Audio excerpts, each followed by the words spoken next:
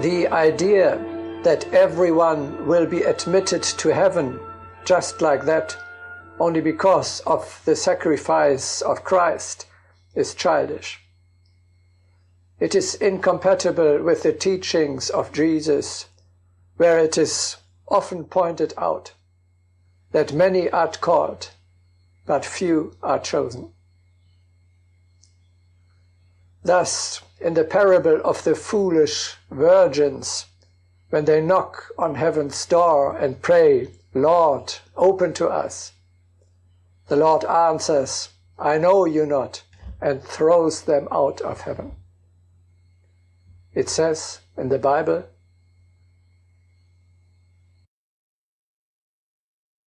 "I tell you, in that night there shall be 2 men in one bed. The one shall be taken, and the other shall be left."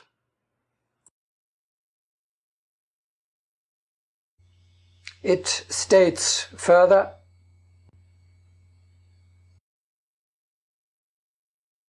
"Strait is the gate, and narrow is the way, which leadeth unto life, and few there be that find it."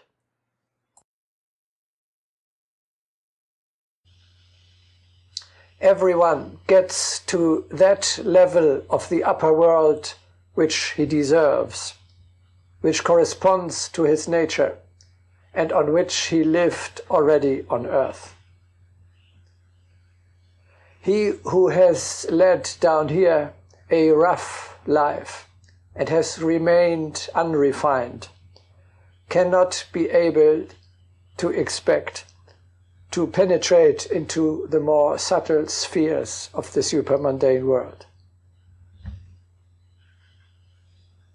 With the selfish desire still adhering to her, the undeveloped soul does not fit in the highest world, among the loftiest souls, who have left behind themselves the material pleasures long ago.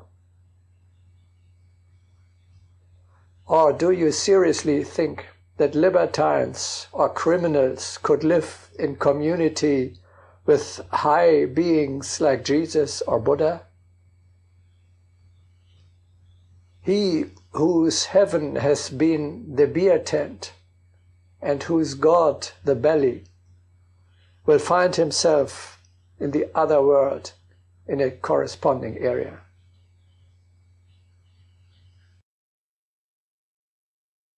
But can one expect that a man sunk in crime and possessed of an animal mentality could find happiness and satisfaction there?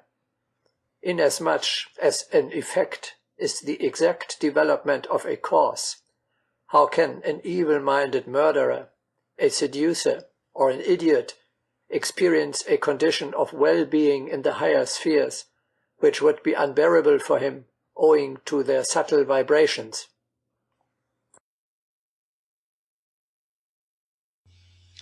In addition, a coarse consciousness would not at all feel comfortable in a high spiritual atmosphere. It is truly unbearable to him. Paradise would be a hell for him. Even if St. Peter would turn a blind eye and let him in, as he will not get the coarse pleasures for which he longs, and without which he would not like to live, he would voluntarily leave this highest place and return to the lower strata to which he belongs and where he can continue to sin as before. He would not have to be expelled. He himself would turn his back on heaven.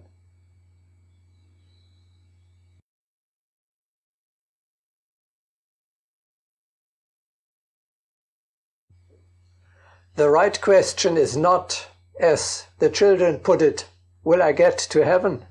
But, do I already live here on earth in the same way as I would wish to live later after death in the other world? People create their fate in the subtle world themselves. Everyone creates his own hell and his own heaven. because in the spiritual world our thoughts and desires form the world surrounding us. Only he who already on earth knows how to live as in heaven will also over there be able to create a paradise of his own.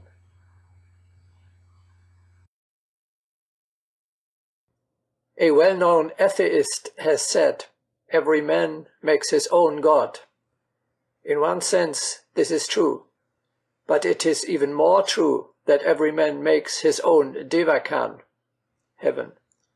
The results of his kindest acts, his highest and purest ideals and desires, form the basis of his realizations in the Devakanic interludes.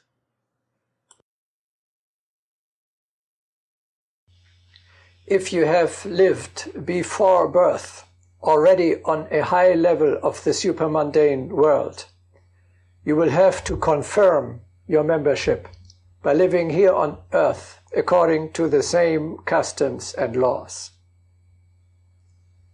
If you want to reach a high level after death, you must prove your worthiness by living on earth according to the customs and laws of this level. Specifically, this means you have to form yourself the most exact picture of how your heaven looks like, from where you came or to which you want to go after the death of the body.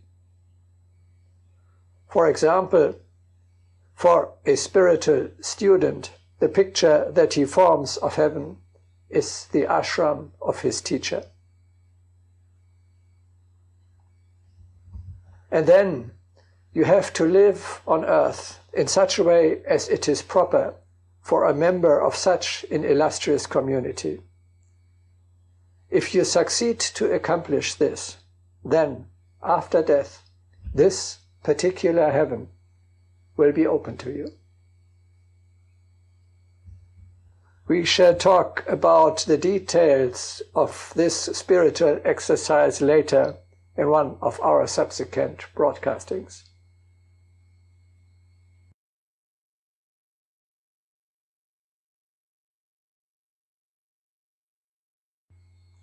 It is a terribly wrong belief that with death even the coarsest and most discarded soul will become automatically, for example through the sacrifice of Christ on the cross, a pure little angel. The universe is not designed so arbitrarily. Impure remains impure. Only he becomes a higher being who cleans himself from all dirt through arduous work. If we fail to liberate ourselves on earth from our animal qualities, we take them after death with us to the higher world. There they make life difficult, restrict us to the lower spheres, and hinder our ascent. These negative accumulations adhere to the soul like ulcers, who do not disappear at all with the death of the body.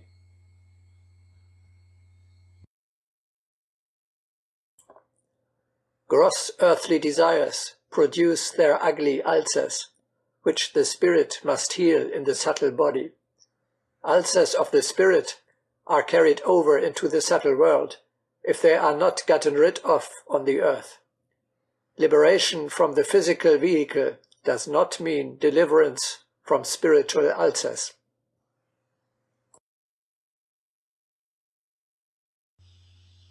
One suffers there from the physical desires that one cannot outlive or satisfy there in this non-corporal world.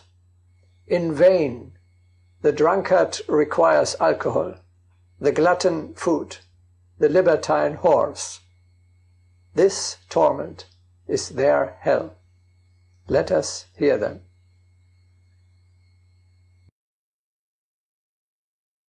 When one listens to the lower super-earthly sphere, one may be staggered by the tortured groans, wails, and cries of terror.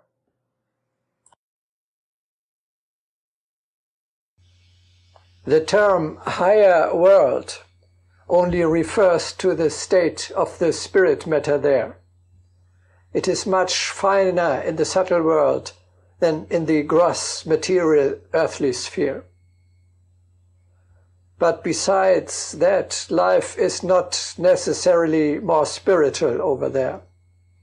On the contrary, the lower spheres of the subtle world are an even more horrible location than the earth. The lower astral strata are much more oppressive than even the basest earthly state.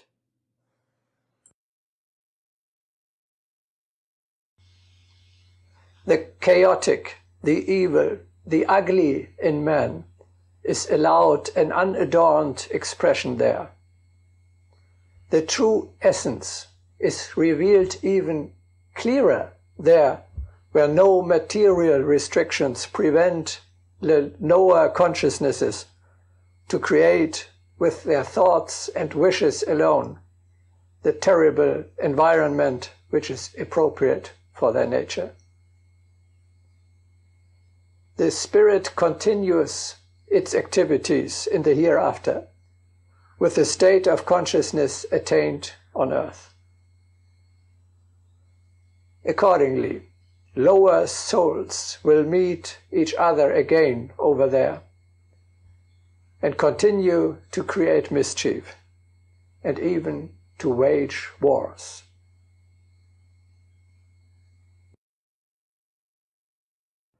Even those who know about the supermundane life cannot reconcile themselves to the thought that there can be wars in the subtle world. Simple logic should make clear to us that battle in the supermundane world is inevitable. People taken from Earth before their time, filled with almost identical thoughts, gather in one particular sphere and are bound to continue their earthly activities. And their cruelty, although becoming more subtle, does not lose its force.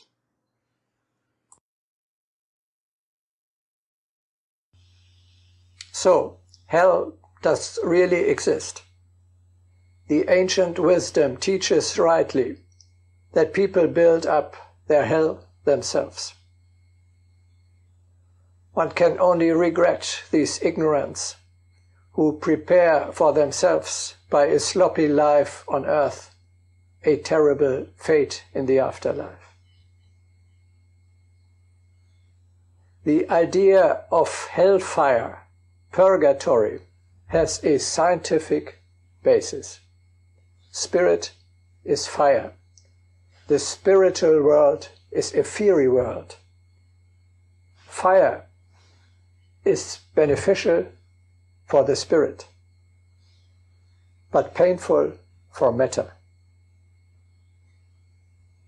He who passes over, burdened with the remnants of material accumulations, will suffer in a world in which fire burns away these ulcers.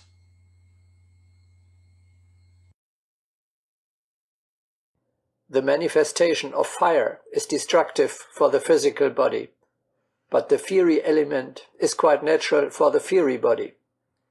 The higher strata that have been purified of coarse physical motivations are already experiencing the fiery grace, while the lower cellars of the subtle world are still subject to the physical sensation of the flame. In addition, the more there remains of the physical husk, the more painful the action of the fire may be. That is where the idea of hellfire comes from.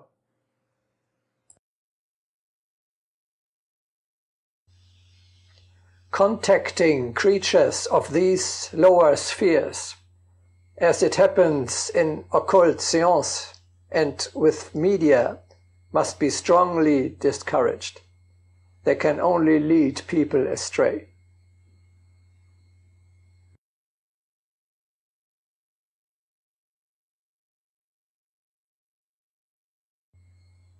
A spiritual person will seek at transition into the subtle world not to stay too long in the lower spheres, but to fly through them as quickly as possible and to reach the higher realms.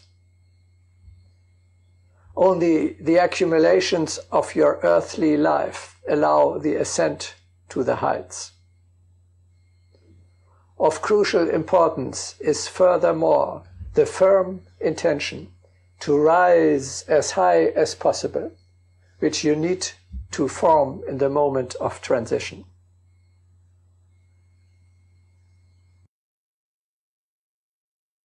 The liberated spirit always aspires into the higher spheres, but the spirit attached to earth remains for a long time enchained in the lower strata of the astral world. Everyone, if not burdened by offenses against morality, can fly through the darkened strata and reach the sphere of harmony.